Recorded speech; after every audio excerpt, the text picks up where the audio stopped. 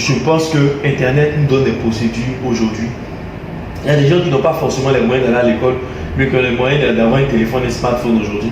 Avec des formations, même avec la carte jeune, vous pouvez vous partir former sur des métiers. Ah bon? Mais oui, il y a des formations, des écoles qui font des remises, des bourses. Il y a Universal qui dispense ces formations 100% gratuites. Il y a des formations qui sont en ligne. Et aussi, même quand vous allez sur le site de l'agence emploi jeune, tout n'est pas emploi, il y a des certificats que vous pouvez acquérir. Si tu as une licence en ressources humaines et communication ou un BTS en RHCOP, que tu n'as pas d'emploi, mais va te former en électromécanique parce que c'est dans ce domaine-là qu'il y a l'emploi. Quand tu finis, c'est ça la reconversion et la requalification. Tu vas faire pratique.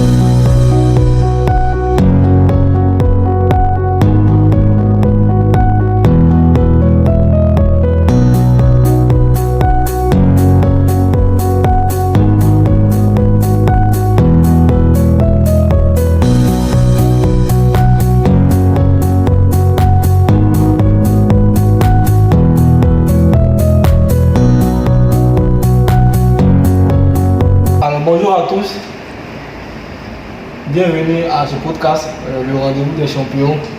Nous sommes en compagnie aujourd'hui d'un invité de marque, notamment M. Ibrahima Diabaté, je rappelle, président du Conseil national des jeunes du Côte d'Ivoire. Alors, on va parler de 3 sujets aujourd'hui. En premier mot, la 4 jeunes, le projet 4 jeunes. Deuxième sujet, la question du fonctionnement du CNDC, son entièreté. Et en dernier sujet, le parcours du président. On va parler un peu de son parcours depuis l'obtention de master en sciences politiques et sa prise de fonction en tant que président du Conseil national des jeunes. On va décortiquer un peu. Donc, abonnez-vous. Moi, je vous encourage à vous abonner. Souvent, on me dit non, tu filmes avec la caméra, tu filmes avec. Je filme avec le téléphone. Voilà, je vais vous dire dans le téléphone. Non, je confirme qu'il filme avec son téléphone. Voilà, c'est l'action. Si un défecteur qui veut m'offrir, peut-être après, voilà. Il est malin, il a posé ça. Voilà, il n'y a pas de souci. Avec le président, je jamais. Voilà. Bonjour président. Bonjour. Ça se passe bien? Ça va bien, Yann, et chez toi? Oui, ça va super Dieu bien. merci. Bonne année à vous. Merci, bonne et heureuse année 2026 à toi également. Okay. Que Dieu fasse en sorte que ton premier souhait qu'elle a une caméra se réalise. Amen. Dans un futur très proche. D'accord. Ok. Alors président, rapidement, premier, le projet 4 jeunes. En ce moment, j'ai bien aimé le projet avec le lancement de Sofitel, le ministre de la Jeunesse. Parlez un peu du projet 4 jeunes. On aimerait savoir c'est quoi les avantages, parce que faut dire que ce n'est pas tous les jeunes qui ont pu faire le déplacement au sein du Sofitel. Il y en a qui sont des contrats réguliers, Catiola, Poiflé, qui n'ont pas bien compris le projet 4 jeunes. À travers ce podcast, par votre voix, j'aimerais bien comprendre l'initiative. Donc, c'est quoi en quelque sorte le projet 4 jeunes? Quels sont les avantages et où est-ce qu'on peut en bénéficier? D'accord. Merci beaucoup. Toute chose a une histoire. Déjà, le projet 4 jeunes, la première fois qu'il a été lancé, c'était sous l'impulsion de l'actuel président de la République, mais qui était Premier ministre en son temps. C'était en 1991 que le président Alassane Ouattara avait ça. Après ça datera de non, c'est pas maintenant, c'est depuis 1991. Donc j'ai vu à peu près des gens sur internet qui disaient que c'est qu'on portait tout ça. C'est pas correct. Donc il peut y avoir des initiatives similaires, mais non. L'historique, c'est que la première fois que c'est porté par l'actuel président qui était Premier ministre du président Félix Houphouët. Après cela, en 2012, quand il prend fonction en 2011, en 2012, il décide donc de remettre ça sous la table. Et après plusieurs tentatives, c'est cette année, dans le cadre donc, des actions du ministère de la promotion de la jeunesse, de l'insertion professionnelle du service civique, que le projet émerge et voit le jour. Il faut dire que le projet 4 jeunes a un seul objectif, faciliter les conditions de vie des jeunes. Ça veut dire quoi? Moi jeune, je suis à Boïtafla. Moi jeune, je suis à Abidjan. Moi jeune, je suis à Yamsokro, je suis à Bouaké, je suis à Man. J'ai une carte qui me permet d'avoir des réductions sur plusieurs catégories de services. Aujourd'hui, je me lève, je vais aller au supermarché, je prends la carte, je vais d'abord sur mon application après avoir téléchargé la carte. Je vais voir donc toutes les opportunités qui peuvent se présenter à moi. Et par la suite, je sais que dans tel supermarché, dans telle grande surface, il y a tel produit qui a appliqué une réduction. je me rends dans ce supermarché-là avec ma carte ou encore avec mon téléphone, parce que la carte est aussi numérique une fois qu'elle est numérique. Il faut dire que dans ce sens-là, la carte jeune vient donc pour faciliter les conditions de vie des jeunes. Et parallèlement à ça, il faut dire que c'est une aubaine. Les 200 000 premières cartes ont été offertes par le gouvernement de Côte d'Ivoire gratuitement. Pour les avoir, vous vous rendez dans les directions de la jeunesse à l'intérieur du pays. Donc c'est dit que ce n'est pas que les gens d'Abidjan seulement qui peuvent en bénéficier, c'est toute la Côte d'Ivoire. Vous vous rendez dans les directions départementales et les directions régionales, ou bien même dans les services de l'agence emploi jeune de l'intérieur. Après avoir téléchargé l'application sur Play Store, App Store, on peut aussi télécharger la carte jeune, vous renseignez, vous devez juste avoir votre pièce d'identité sur vous, que vous allez rattacher, vous allez faire une photo. Une fois que c'est fini, vous partez dans ces points-là pour aller retirer la carte physique. Quand vous avez la carte physique, vous la liez et vous avez accès à toutes les offres. Vous les avez sur votre téléphone. Quand vous les avez sur votre téléphone, vous pouvez en bénéficier. Il faut dire qu'il y a des offres qui sont illimitées et il y a des offres qui sont limitées. Par exemple, on prenait la Sotra. Nous tous on a été étudiants, donc on sait à peu près que l'État de Côte d'Ivoire subventionne les cartes de bus pour les élèves et les étudiants. On les paye donc à 3 000 francs aujourd'hui. Quand on est jeune, quand on n'est pas élève, quand on n'est pas étudiant, on ne peut pas bénéficier. Mais avec la carte jeune, vous pouvez avoir la carte de bus à 3 000 francs, donc au même tarif. Donc vous voyez un peu tous ces efforts-là qui sont portés.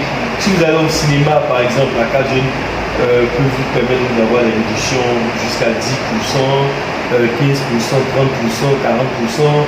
Quand vous allez dans des grandes surfaces pour acheter des vêtements, quand vous allez à la librairie de France, quand vous avez des formations, par exemple, la carte jeune est là pour faciliter en tout cas. La carte jeune intervient dans le domaine des bibliothèques aussi.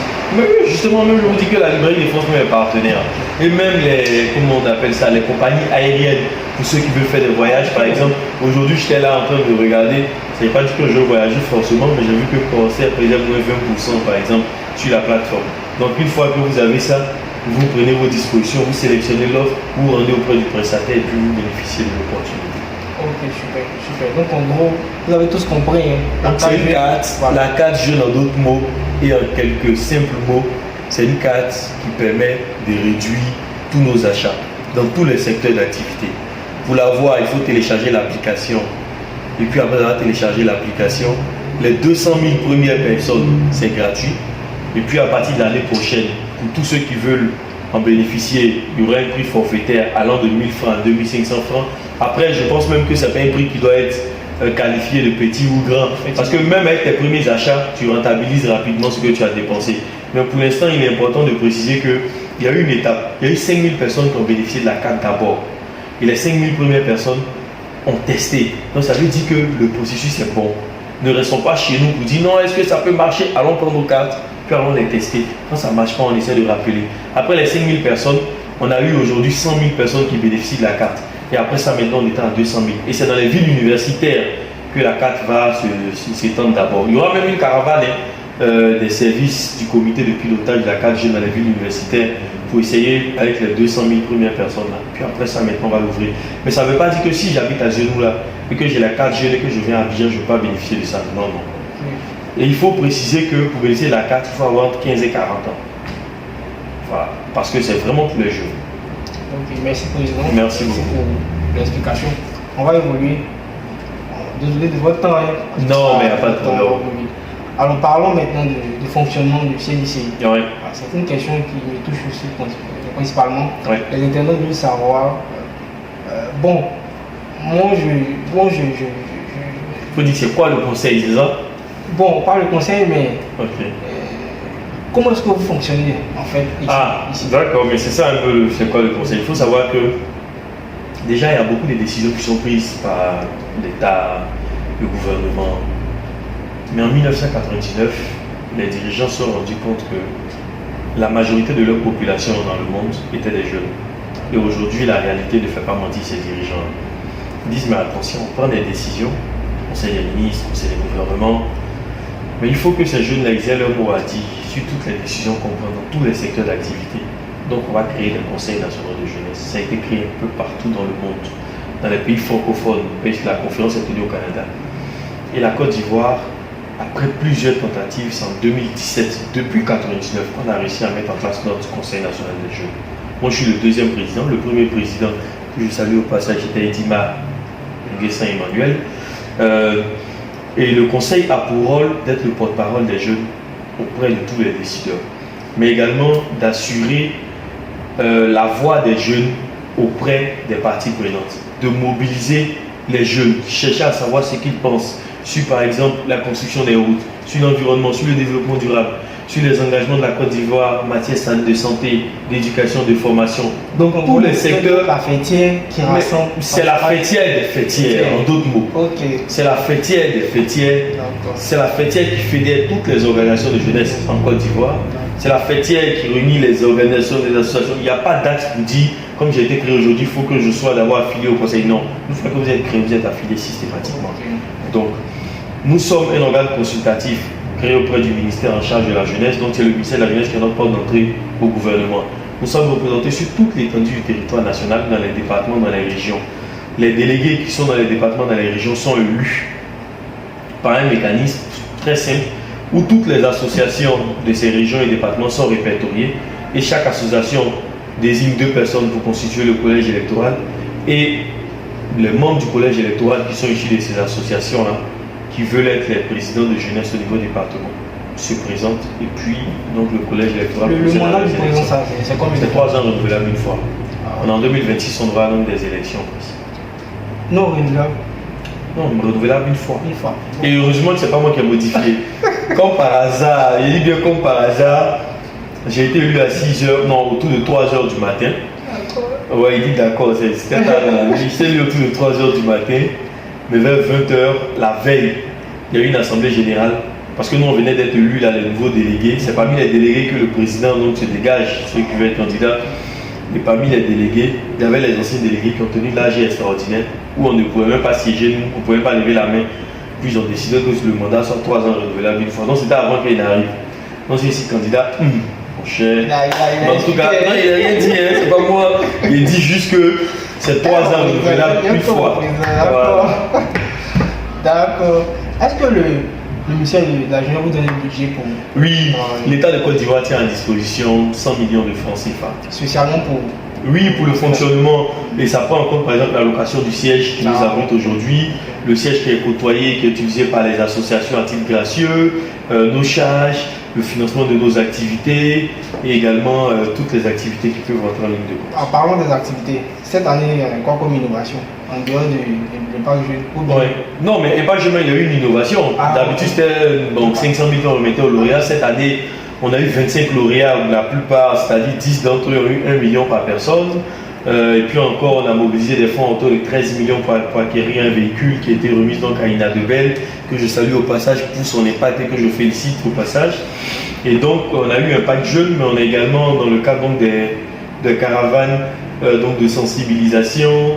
Et puis aussi, on a eu les consultations nationales de la jeunesse, puisque je vous ai dit que notre rôle essentiellement, c'est de relever les avis des jeunes auprès des dirigeants. Donc, on mobilisait les jeunes.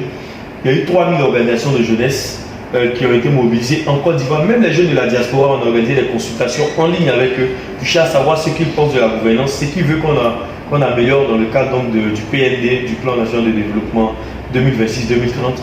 Ils ont fait des propositions et après ça, le 12 août, tous ces jeunes-là par secteur d'activité sont venus. Des transporteurs, des agriculteurs, des magistrats, des administrateurs, des engagés du monde associatif. Venir prendre la parole pendant 2 heures au parc des expositions devant le Premier ministre. Pour dire au Premier ministre, nous les jeunes, voilà ce qu'on veut pour la Côte d'Ivoire. Et j'ai été heureux, je veux saluer donc le Premier chef du gouvernement pour cette ouverture d'esprit là, mais également le ministre de la promotion de la jeunesse, de l'insertion professionnelle et du service civique, le ministre Touré Mamadou, en tout cas qui nous a accompagnés donc dans la dynamique parce que, comme on le dit, ce n'était pas forcément facile. Cette année, comme projet en 2026, on aura les élections au niveau du conseil. Et puis à côté de ça, il y aura donc d'autres éléments qui rentrent en ligne de compte, c'est-à-dire les activités routinières, le fonctionnement, l'accompagnement, la participation à des événements internationaux.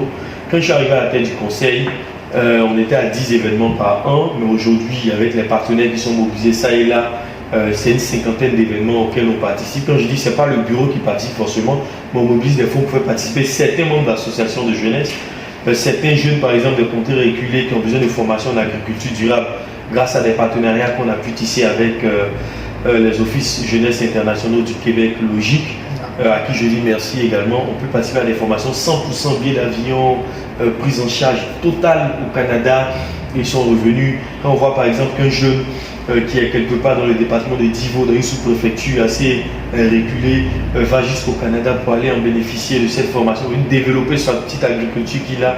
On sait que l'économie de la Côte d'Ivoire repose sur l'agriculture, ça ne peut que nous rendre de plus en plus heureux et ça ne peut que nous demander de faire beaucoup plus. Donc c'est tout ça que nous allons poursuivre et également donc continuer d'accompagner les organisations de jeunesse dans la mesure de nos possibilités. Cette année pour Impact Jeune, on veut toucher le maximum de personnes.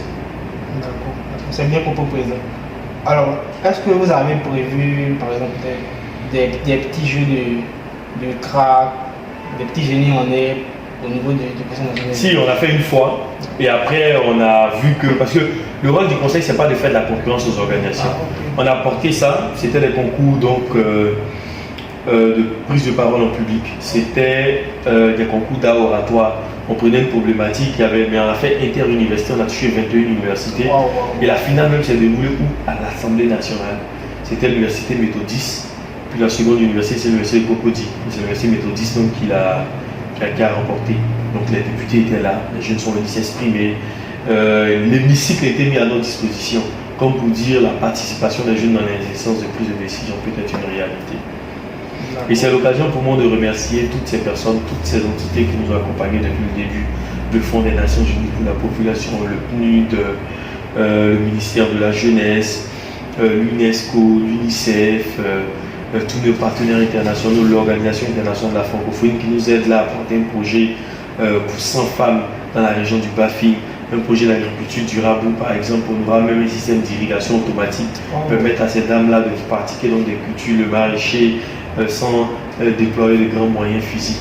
Vraiment merci à tous nos partenaires, à tous ceux que je n'ai pas cités, à la Fondation Diakité Cocoa Product, MG Motors, Côte d'Ivoire Événements, bref, à tous nos partenaires.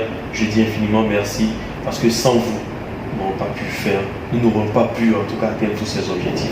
Le président a précisé, voilà, merci à tout le monde. Merci à tout le monde. Donc, il n'a pas dit. Même bien donné, merci à toi aussi.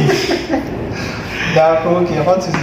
Président, des jeunes qui ont déjà reçu le prix Impact Jeune, est-ce que vous avez des retours à travers le financement? La preuve. Certains ont eu à s'assurer. Non, même pas. En fait, c'est pas le concours Impact Jeune, c'est quoi? C'est tu mets ton activité, ça a eu un impact, tu viens, on te récompense. Tu mets ton activité, ça a eu un impact, quand on est 400 à faire, on récompense le meilleur des 400. Donc, je veux dire, mais le financement qu'ils ont eu, est-ce que le financement a permis? Non, j'en viens. Nous, on remet c'est juste des félicitations? Non, pas. On remet. Non, c'est de l'argent, c'est de l'accompagnement, on les accompagne. Maintenant, comme c'est des organisations ou c'est des personnes engagées dans le social, c'est à eux de porter leurs initiatives personnelles. Ils continuent leurs activités sur le terrain. Mais ce qui me rend de plus en plus donc, satisfait, c'est que Aïcha Traoré, de l'ONG Pro Kids, elle qui militait pour la petite enfance et qui militait à faire en sorte que des jeunes filles qui étaient déscolarisées puissent retrouver le chemin de l'école, qui a bénéficié même de plusieurs partenariats dont la fondation MTN, tout ça. Aujourd'hui, Aïcha Traoré a eu son engagement après le concours Impact Jeune, être reconnu par le président de la République pour le prix national d'excellence. Quand on prend par exemple Richemont Kofi qui est parfumeur dans la catégorie entrepreneuriat a remporté un prix, après Richemont Kofi est reconnu comme meilleur jeune entrepreneur de Côte d'Ivoire par le président de la République à l'occasion de la journée nationale d'excellence. Il y en a tellement aujourd'hui et donc on se dit que le concours Impact Jeune est un concours qui révèle les talents. C'est un concours qui relève et qui révèle en tout cas l'impact des jeunes en tout cas sur la communauté. Et moi je pense qu'il n'y a pas meilleur suivi que ça. On les voit de loin, c'est une fierté pour nous et en tout cas on les encourage à poursuivre en tout cas dans cette vie. Okay, merci président. Alors on a tous bien compris le fonctionnement du CNIC dans son entièreté. Moi je suis quand même fier de voir tous ces jeunes aujourd'hui qui grâce à ce projet-là qui arrive à se démarquer dans la société. C'est quand même important, il faut le souligner. Alors on va progresser. Parlons maintenant de votre parcours. Parce que c'est le dernier point. Le front commence à sourire. Je ne sais pas ce que tu as dit. Oui, moi j'aime ça. D'accord. Alors président, bon ça fait quand même beaucoup. Hein.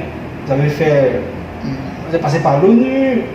Moi je suis allé regarder et puis j'ai fait bon, après sous-directeur du ministère de la Jeunesse, président du Conseil national des jeunes, master de sciences politiques, ministre de la finance, croyez, administration, puis j'ai regardé, puis c'est ça. Non, c'est l'administration, effectivement. Franchement, ça fait beaucoup quand même. Ma première question, c'est comment est-ce que vous avez pu gérer tout en même temps? C'est l'organisation, c'est quoi? Quel était le secret dans votre organisation? Non, moi je pense qu'il y a un adage en Côte d'Ivoire qui dit quand tu sais d'où tu viens. Donc voilà, il faut répéter ça aujourd'hui. Parce qu'aujourd'hui, Quand tu sais d'où nous n'en tu faisons viens. pas de repères. Quand tu sais, non, si ils ont des repères, je pense que dans la communauté aujourd'hui, il y a beaucoup de jeunes qui relèvent l'image. C'est vrai hein, qu'il y a beaucoup de devoirs, il y a beaucoup de comportements irresponsables sur les réseaux sociaux, mais il y a beaucoup, et Dieu sur ces gens, j'en rencontre des tonnes même de conseils ici qui passent. Moi j'ai des chargés d'études qui sont très responsables, qui peuvent inspirer, et il y a beaucoup aussi qui travaillent en tout cas. Avec Chadra, qui est très brillant. Je précise. Vous avez cité, mais je dis que mon cabinet par exemple est plein de jeux dont je m'honore en tout cas de connaître au quotidien et avec qui je m'honore en tout cas de travailler. Et pour revenir un peu sur la question, on dit qui veut aller loin ménage s'aventure. Je suis issu de famille à revenus très faibles. Je perds mon père à l'âge de 12 ans. Ma famille se cotise par mon nom même pour nous payer les cours. Ah bon? Ah mais oui, bon, c'est pas facile. Hein. Et donc on est obligé donc de bosser. Et on s'est dit qu'on n'a pas droit à l'erreur. Moi j'échoue au BPC, j'échoue au baccalauréat.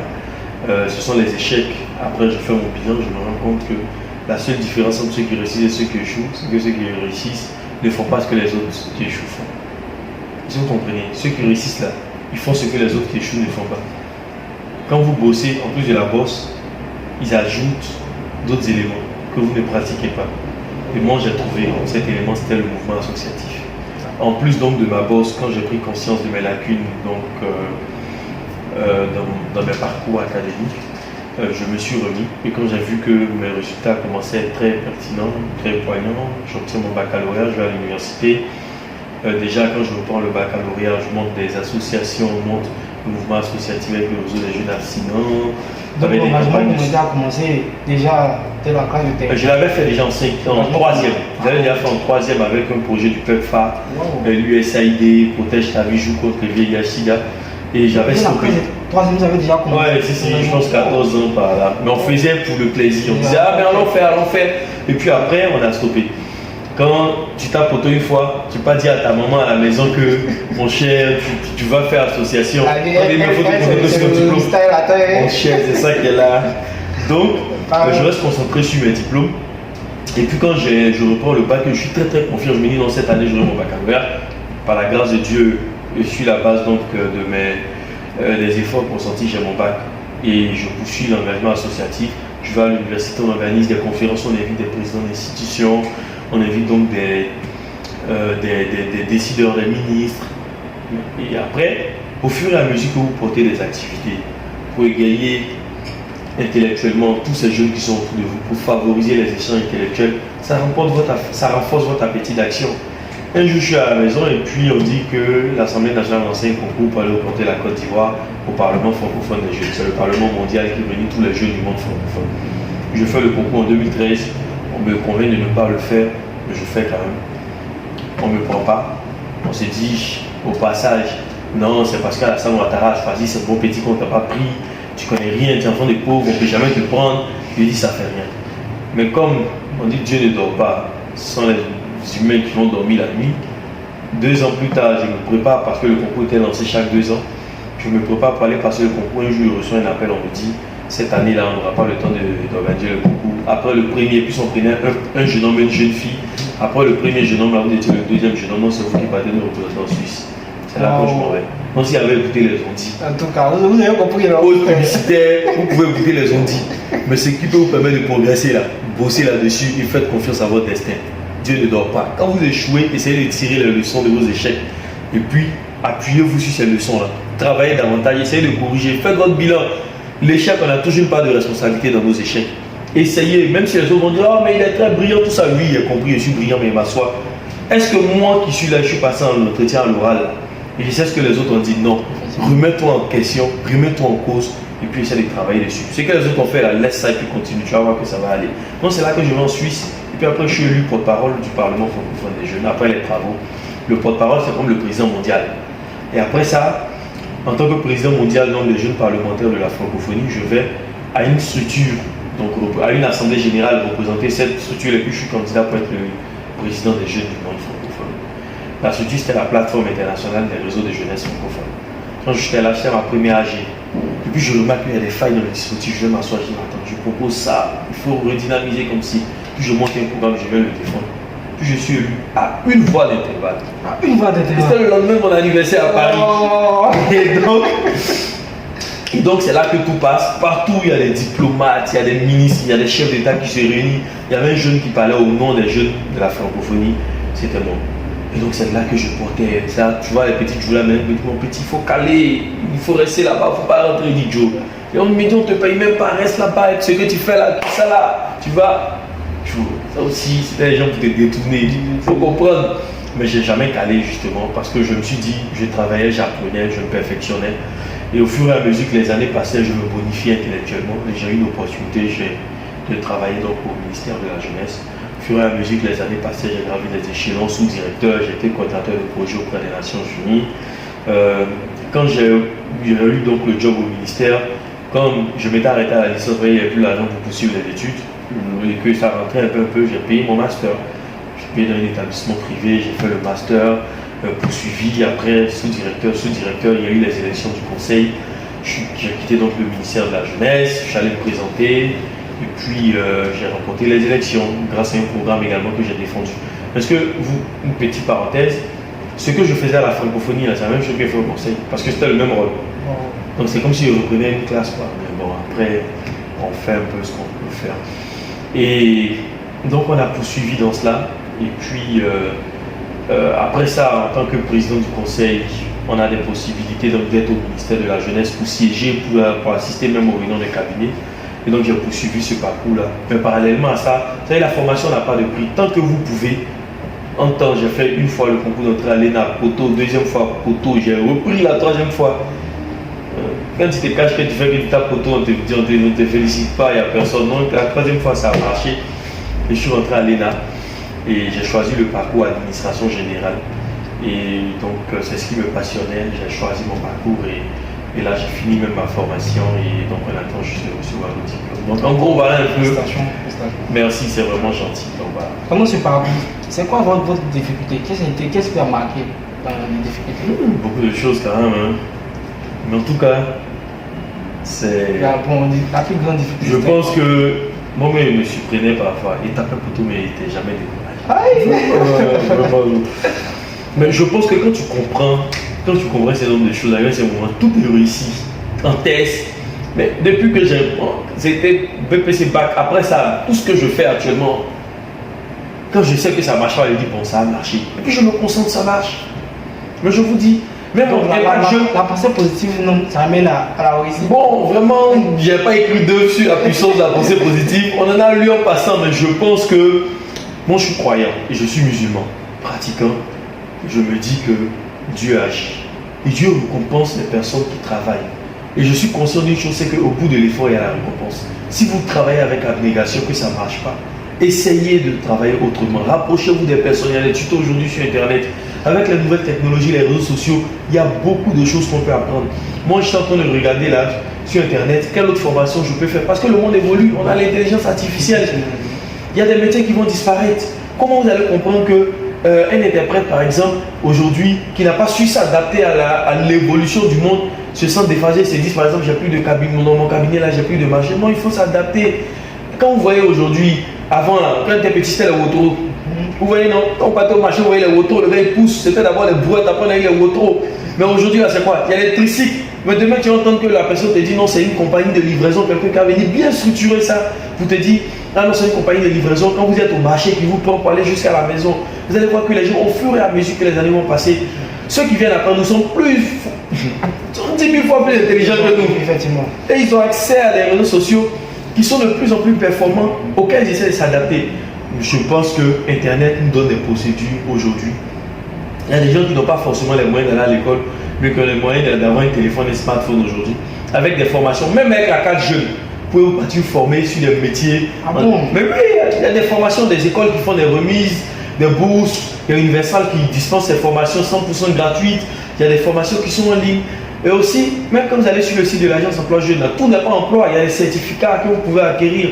Si tu as une licence en ressources humaines et communication ou un BTS en RHCOP, que tu n'as pas d'emploi, mais va te former en électromécanique parce que c'est dans ce domaine-là qu'il y a l'emploi. Quand tu finis, c'est ça la reconversion et la requalification. Tu vas faire pratiquer le job. Et au fur et à mesure que tu vas là-dedans, tu pratiques ce métier. Et puis, comme toi, c'est la communication, dans l'entreprise où tu vas, là, tu fais le travail. Et puis, avec ton diplôme de communication, là, tu as un petit plus. Moi, j'ai fait une licence en finance et administration. J'ai fait un master en sciences politiques. Je me suis formé à l'ENA en administration générale. J'essaie d'être polyvalent et j'essaie de toucher à tout. C'est ce à quoi je veux en tout cas encourager toutes les personnes qui nous suivent à travers tes canaux. En tout cas, autorise que je puisse m'adresser à eux en leur disant ce n'est pas se décourager, c'est pas facile, il n'y a rien qui est facile. Il y a des gens pour qui ça a été plus facile que d'autres. Il y a des gens pour qui ça a été plus difficile que d'autres. Il ne faut pas regarder ça, regarde l'objectif. Il y en a qui vont directement et ils arrivent à l'obtenir. Mais il y en a qui vont contourner comme ça parce que sur le chemin, il peut y avoir des obstacles. Il ne faut pas te retourner. Le plus dur, c'est de continuer. Le reste, là, ça vient. Merci président. Merci beaucoup. Merci pour le conseil.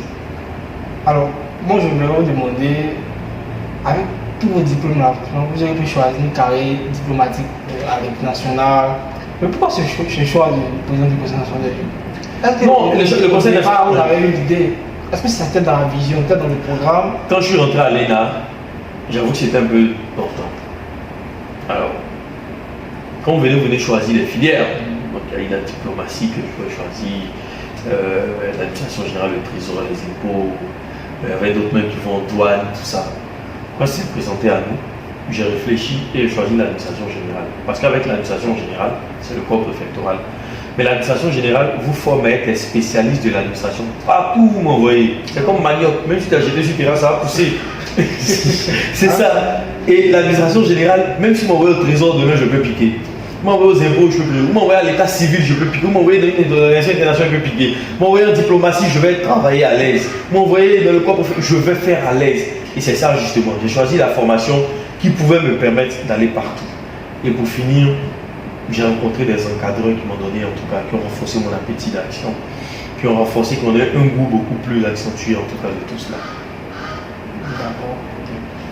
Bon, je pense qu'on sera le thème de l'émission. C'est vraiment gentil. Merci de nous avoir prêté au moins à notre podcast, le Rendez-vous des champions. Je rappelle, c'est le podcast, le Rendez-vous des champions. Merci beaucoup. On était avec M. Ibrahim Azerati. Il nous a partagé son parcours. Un petit conseil. Non, merci. En tout cas, je ne prétends pas être champion, mais ça m'a fait plaisir donc d'être présent. Le conseil, je l'ai dit dans le coup, il ne faut pas désespérer, il faut toujours travailler. Donc, vous regardez la caméra. Un dernier mot. Un dernier mot, c'est merci. Continuez de suivre Yann Koné. Même s'il y a un problème de caméra, tu vas se parler après. Si c'est pas cher, on voit, mais si c'est cher, mon cher, le laisser dans ses rangs. En tout cas, il faut toujours poursuivre, il ne faut pas désespérer. Les choses ne sont pas toujours faciles. Au fur et à mesure que vous travaillerez, vous verrez que les choses se décanteront pour vous. Merci à vous, bon courage, bonne et heureuse année 2026, dans la santé, dans l'apaisement, dans le bonheur et aussi que Dieu fasse en sorte que 2026 soit l'année de l'accomplissement de toutes les choses qui vous seront profitables, parce que ce n'est pas tout ce qu'on souhaite qui nous est forcément profitable, mais qui vous seront profitables. Merci beaucoup et merci encore à toi Yann de m'avoir invité dans le podcast. D'accord, merci Yann. Bonne soirée à tous. Bonne soirée. Merci.